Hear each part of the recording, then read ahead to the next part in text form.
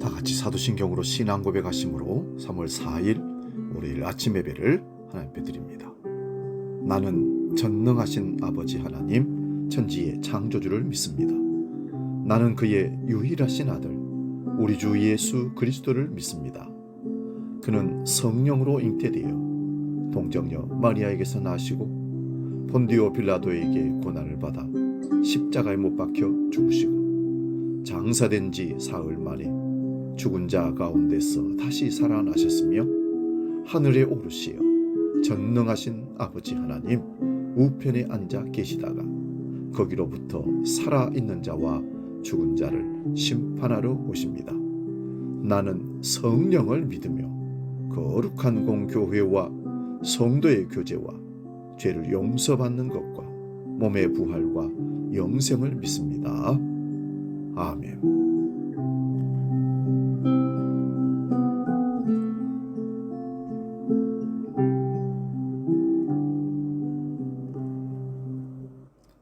찬송가 37장 주 예수 이름 높이어 함께 찬송합니다.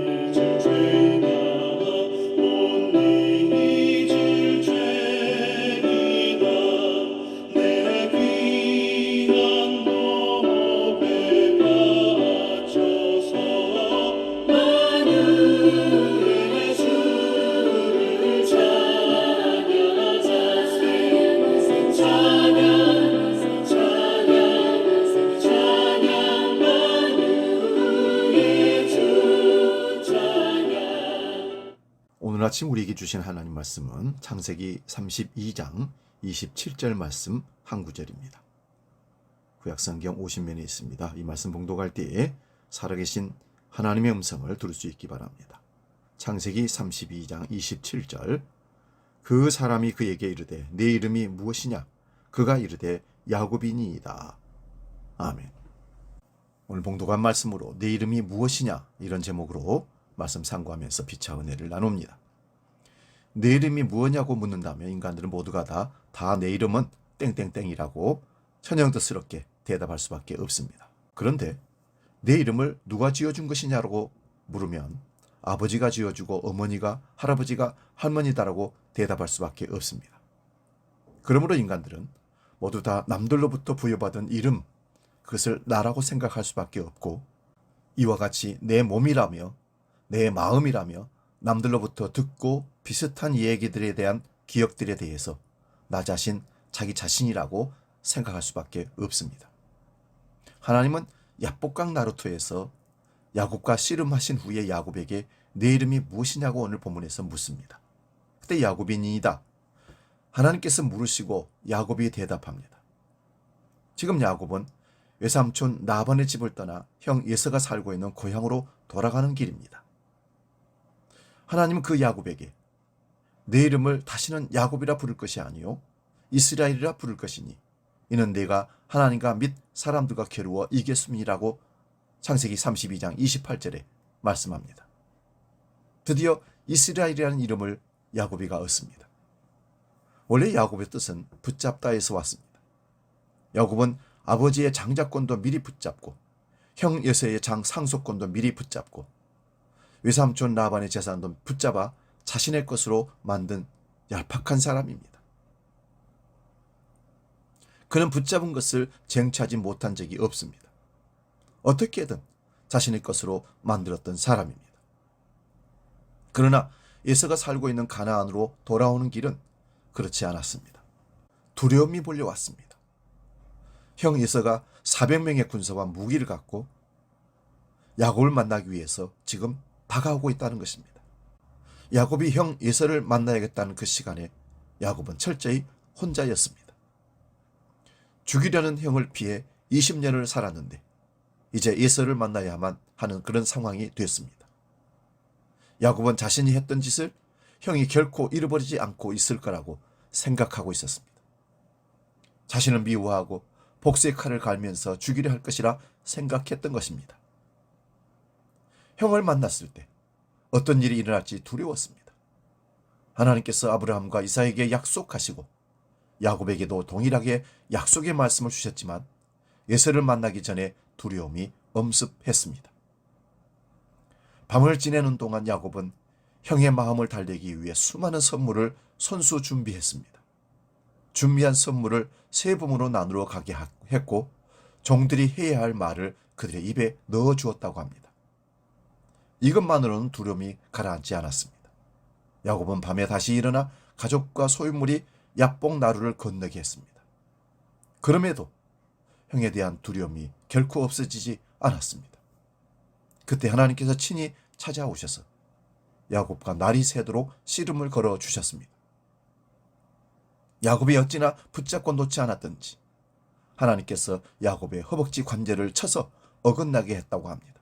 너무 아파 씨름하던 손을 놓아야 했는데도 불구하고 야곱은 결코 놓지 않고 축복해 주시라고 하나님께 강청을 합니다. 이때 하나님께서 야곱에게 물으십니다. 도대체 네 이름이 무엇이냐? 하나님께서 야곱의 이름을 몰라서 물으신 것이 아닙니다. 야곱의 이름으로 살아온 그의 인생을 여기서 끝내고 이제는 새 이름인 이스라엘로 살라고 하십니다.